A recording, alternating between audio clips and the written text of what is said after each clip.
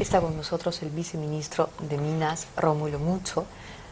Usted entenderá, es importantísimo hablar con una persona, con un ingeniero de la experiencia de Rómulo. Bienvenido, Rómulo. Gracias por acompañarnos esta noche. Gracias, Cecilia. Estamos en una situación muy triste. Hay enfrentamientos que terminan en tragedias y más que enfrentamientos son provocaciones. En realidad, políticos que organizan a la gente, a la que le cuentan mentiras y las conducen a provocar un asalto, un ataque. La policía tiene que repeler el ataque y entonces hemos visto 4 jóvenes morir en los últimos 2 días en la provincia cusqueña de Espinar. Rómulo, tú fuiste viceministro de Minas tiempo después de que Tintaya volvió a funcionar. Correcto. Cuéntanos esa experiencia, el cambio de una empresa que se fue hostigada por estos mismos antimineros. Este mismo alcalde es el mismo dirigente que mandó quemar el campamento de BHP Billington en el año 2005. Es el mismo que ahora es el alcalde que ha tratado de quemar el campamento de Extrata Tintaya. Sí, gracias, Cecilia. Yo soy un convencido de que la educación, el conocimiento, tiene que llevarnos a las personas de todo índole, de toda clase social, a entender qué es lo que queremos como país, hacia dónde queremos ir, qué queremos para nuestros hijos. Un país milenario, con tradición, un país minero desde tiempos de los pre-incas, un país que le ha dado la naturaleza una fortaleza que es la minería, porque los países tienen fortalezas. Venezuela tiene su petróleo, Argentina sus pampas con sus granos, Brasil con su soya igual, con su hierro, es uno de los principales productores mundiales de hierro. Allí así Colombia, mismo Ecuador con su petróleo. Los chilenos tienen los chilenos el cobre. Y nosotros la minería, de todo un poco, cobre, y más oro. minería, ¿no? Más minería. Agricultura, bueno, estamos limitados por la cordillera de los Andes, no tenemos mucha área para decir somos potencia agrícola, ¿no? Sí, las irrigaciones nos dan, digamos, también un aporte en la producción, en el valor agregado para poder aportar en las exportaciones. Entonces, yo he entendido esto, yo he estudiado minería y con mucho gusto, y en mi Puno querido, y fui, quizás cuando egresé de la universidad, vine a concursar aquí, gané el número 1 de un concurso y me fui becado a Suecia. Bueno, ¿con qué esperanza para poder, digamos, dije yo voy a desarrollarme como ingeniero de minas? Pero resulta que justo salgo en la época mala, ¿no? Digamos del 81, donde ya empezó el terrorismo, del 81, después 82, 83, 84, es el único emprendimiento minero que hubo en toda la década, Tintaya, porque nosotros tenemos hitos. En los 55, que fue Toquepala, que fue una inversión grande, casi de 500 millones de dólares en ese momento, la fundición, el ferrocarril, la mina Toquepala, que hoy día llevado al valor presente, ¿no?, del dinero de ese momento, más o menos se ha calculado en 3.000 millones de dólares. O sea, seguiría siendo la inversión minera más grande de Toquepala, ¿no? Luego viene Cuajone en el 76, ¿no? Casi 760 millones de dólares en esa época, fue inaugurado por Morales Bermúdez. Después viene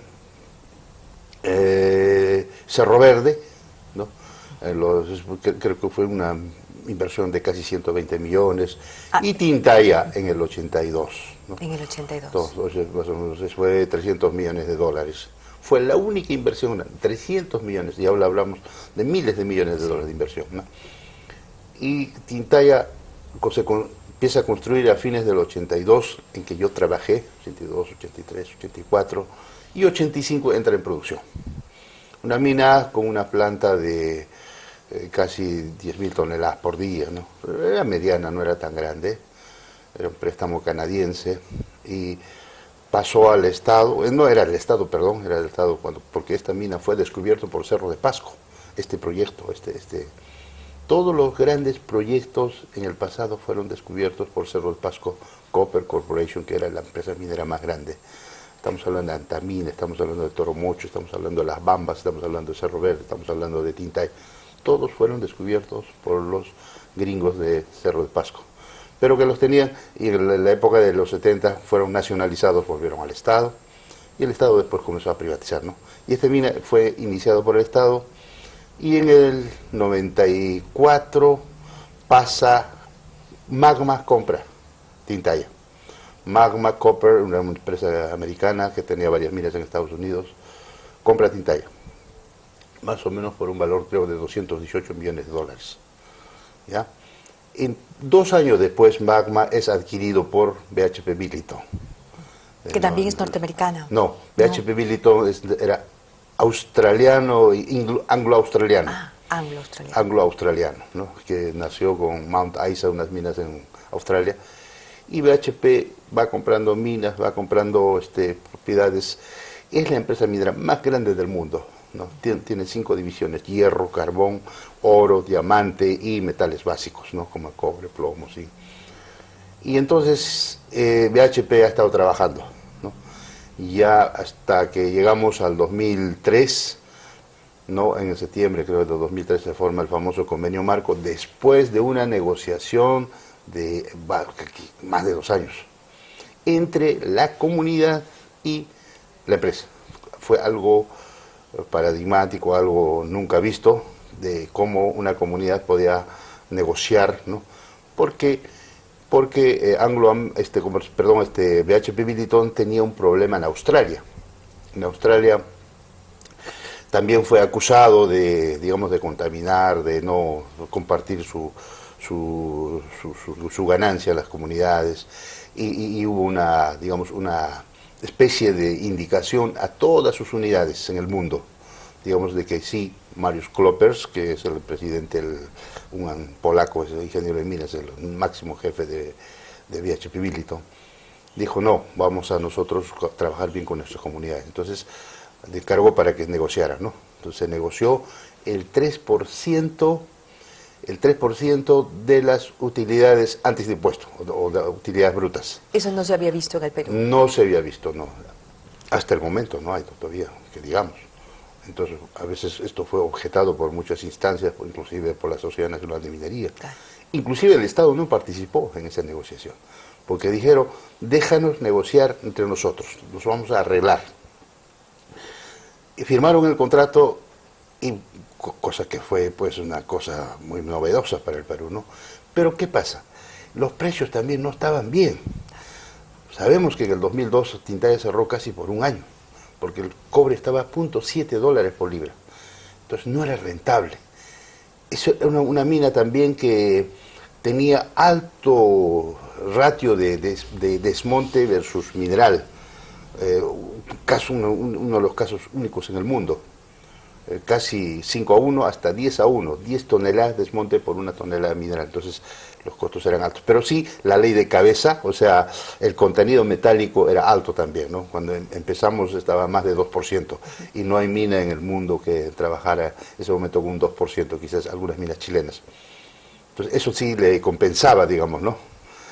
Y resulta que estaba la plata y ahí comenzó a entrar el 3% o 1.5 millones de dólares al año, así no hubiera utilidades. O sea, no, de todas maneras iba a haber algo. Iba a haber, ¿no?, plata que la empresa iba a darle a la comunidad. Al convenio marco. O sea, era un fondo manejado entre varios. Entre varios, pero era netamente para la comunidad.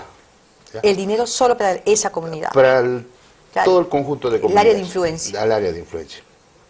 Entonces, resulta que ya había estado avisando, ¿no? Las comunidades no tenían proyectos bien desarrollados, el comité rechazaba, entonces fue exacerbando también a las comunidades. Dijeron: oye, está la plata, pero no nos quieren dar, ¿no? Que no estamos haciendo proyectos, nos rechazan, por lo tanto, ya no queremos.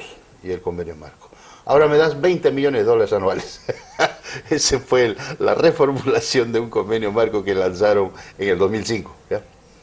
Entonces yo asumía el día 20 de mayo el viceministerio de Minas, y A los 4 días estalla pues el conflicto, ¿no?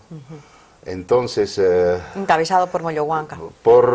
había, fundamentalmente era uno de los líderes, pero estaba el FUDI. FUDI es el que aglutina el Frente Único de Intereses de Espinar, ¿no? FUDI, ahí está el AUPE, que es de los vecinos de la ciudad de Yauri, Espinar, y el FUCAE, ¿no? Es la Federación de Comunidades Campesinas. Y otros estancias, el SUTE, todos en ese momento se habían unido, ¿no? Eran una sola fuerza y atacaron, ya conocemos la historia. Entonces, aunque muchos no lo recuerdan, ¿no? Varios sí, medios quizás no fue más violento que esta vez, ¿eh? Exacto. Pero no hubo muertos. No, gracias a Dios no hubo muertos. El alcalde inclusive salvó de milagro, el alcalde Luis Álvarez Salcedo, La de vida. milagro salvó esa vez. Entonces, Pero no están recordando que Moyohuanca ya estuvo en esa. Sí, Y estuvo. quemaron las instalaciones. Así, todos los cerros, todos los ichus, los pastos fueron quemados. Ingresaron a las oficinas, destrozaron las oficinas, ¿no?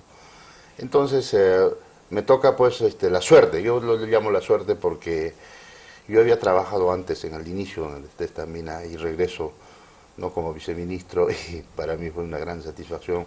Ya era otra operación moderna, había las plantas de óxidos, había aumentado su producción. Y bueno, lo único que hice es apelar, invocar al diálogo, a la población, a todos. He venido para resolver el problema, quiero escucharles, yo soy el que represento al Estado, les dije, ¿no? ¿Y cómo fue un milagro? Suspendieron ese mismo día el paro, en la Plaza de Armas, que estaba lleno la plaza.